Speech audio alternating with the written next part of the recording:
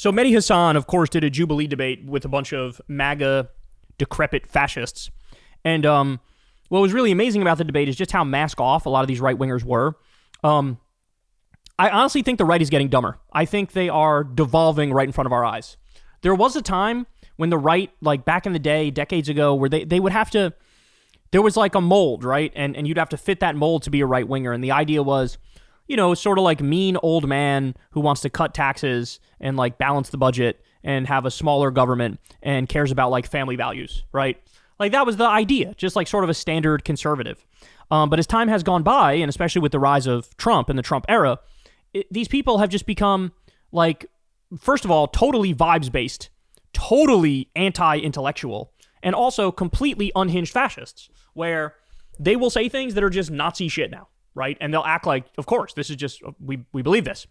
And so Mehdi Hasan ran into that brick wall of reality as, you know, Sam Cedar did before him, as Destiny did before him when these guys debated these right-wingers on Jubilee. But I do have what is effectively a positive story here for you. So first, let me show you. This is one of the guys who debated Mehdi, and look at how giddy and excited he is to tell the world that he's a fascist. Watch. And if that autocrat kills you and your family, you're fine with that?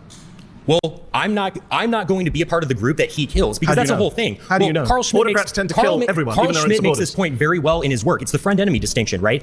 Carl Schmitt, the Nazi theoretician. Yeah, absolutely. I love that he says this openly, right? Like, I'm going to be on the good side of the fascists, so I'm safe. So I don't care. I want you to like kill the minorities and deport the minorities, but I'm fine. So they're not going to come after me. Right, because that's how authoritarian regimes work, is you always know exactly who and what they're going for. It's got nothing to do with anything else. It's not like, hey, if you criticize them on an issue that is not core to the ideology, they'll still fucking flip out. They'll still lock you up. We see what Trump is doing. We know that they're fucking monitoring the social media of immigrants for things that are anti-Trump. It boils down to like, and eventually authoritarian regimes become, you can never disagree on anything ever, right? And so nobody's safe. Nobody's safe in that scenario, but this idiot thinks, I'll be fine. It's the friend-enemy distinction, right? Carl Schmitt, the Nazi theoretician. Yeah, absolutely. I don't care. Are you a fan of the Nazis? I frankly don't care being called a Nazi at all. I didn't say that. I didn't actually say that. I said, are you a fan of the Nazis? Well, they persecuted the church a little bit. I'm not a fan of that, but... What about the persecution of the Jews? Well, I mean, I certainly don't support anyone's human dignity being assaulted. I'm a Catholic. But you don't condemn Nazi persecution of the Jews? I think that there was a little bit of persecution. We may have to rename this show because you're a little bit more than a far-right Republican. Hey, what can I say? I think you can say, I'm a fascist. Yeah, I am. Absolutely. This is fucking online brainworms, bro. This is like you've been in one too many fucking 4chan message boards. You know, you surrounded yourself with one too many incel freaks. Like he says it like he's giddy to call like, I'm a fascist. I'm a fascist. I hate minorities. I hate people who aren't like me. I love authoritarian rule. I hate democracy. Fucking dorky, spurgy loser. I'm a fascist. I think that there was a little bit of persecution. We may have to rename this show. By the way, like this part I don't understand, right? So Mehdi catches him because he cites some fucking like Nazi intellectual. So Mehdi catches him, and it's interesting because there's still this dance that they do, this game that they play, where it's like, well, you know, I have no problem with you calling me a Nazi, but are you a Nazi? Well, in some ways, I think they maybe went a little too far. Like, there's still this little dance. But the trajectory we're going now is we will get to the point in the same way that he was just like, but I am a fascist. Eventually, we'll get to the point where people are like, I am a Nazi.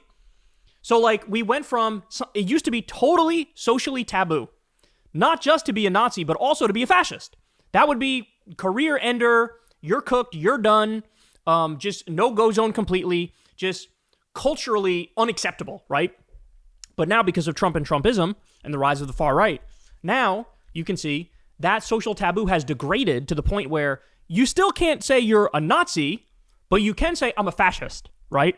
But the trajectory we're going, eventually, Nazi too will be like, yeah, I'm just a Nazi. So we need to re-stigmatize all of this shit. Let people know, no, that's not acceptable. That's not acceptable. And this isn't, like, here's the point. This isn't just free speech. This isn't just like, you know, oh, I'm not hurting anybody. But you are. But your ideology is based on, I either want to kill or expel anybody and everybody who's not exactly like me.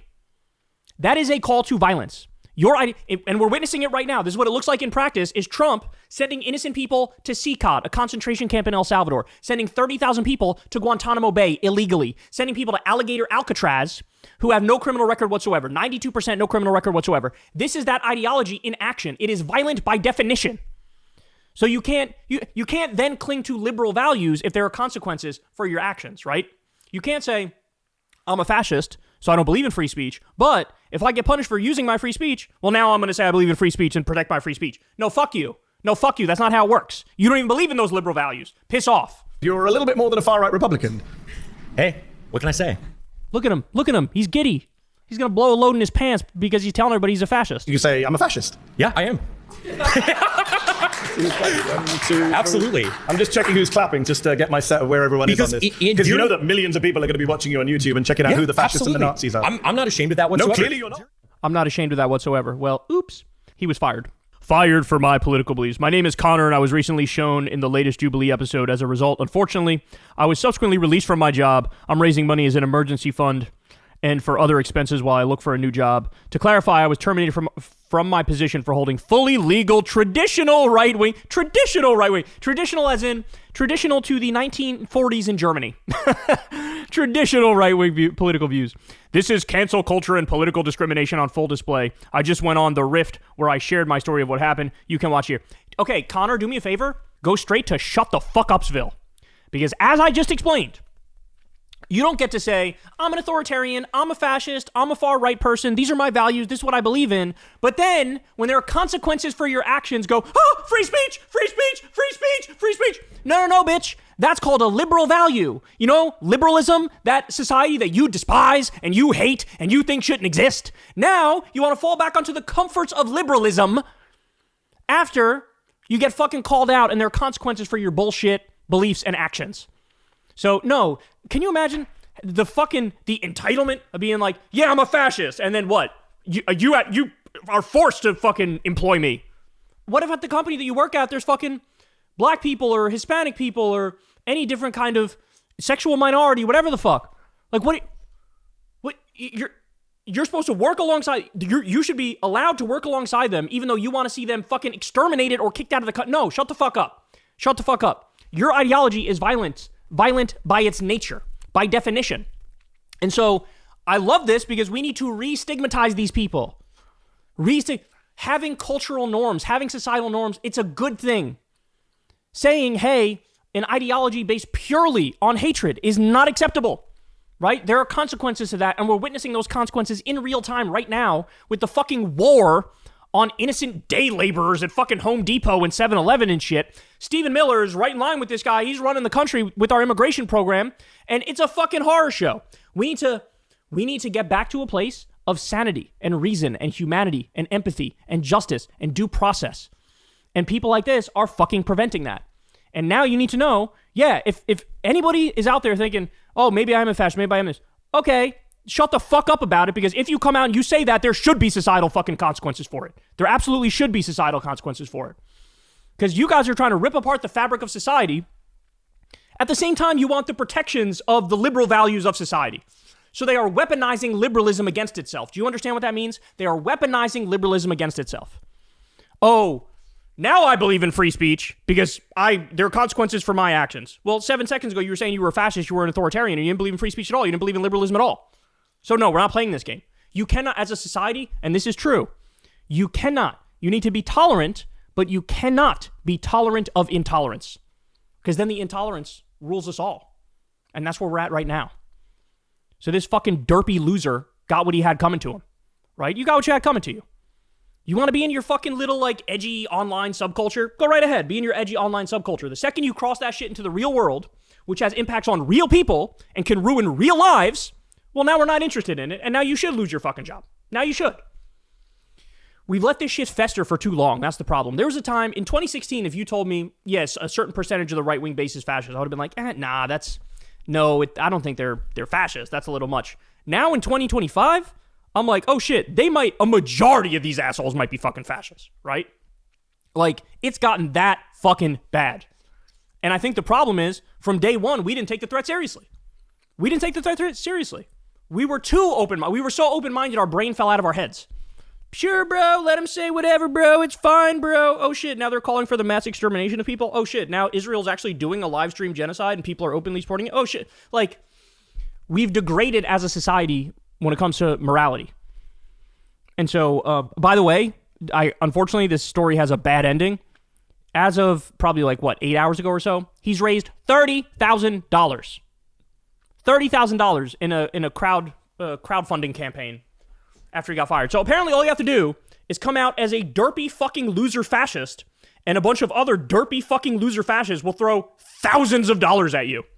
So, good career choice. It reminds me of that story of the woman who was caught calling some black kid the N-word and then raised hundreds of thousands of dollars. It's really?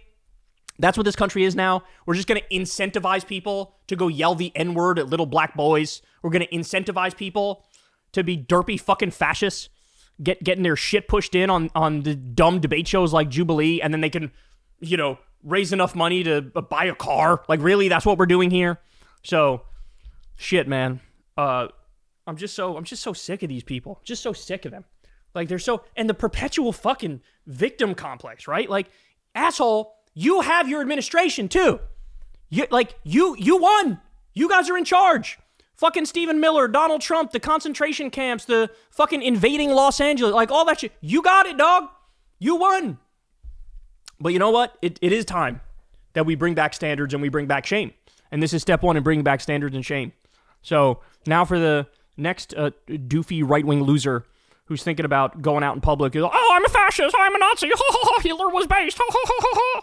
Well, now you know.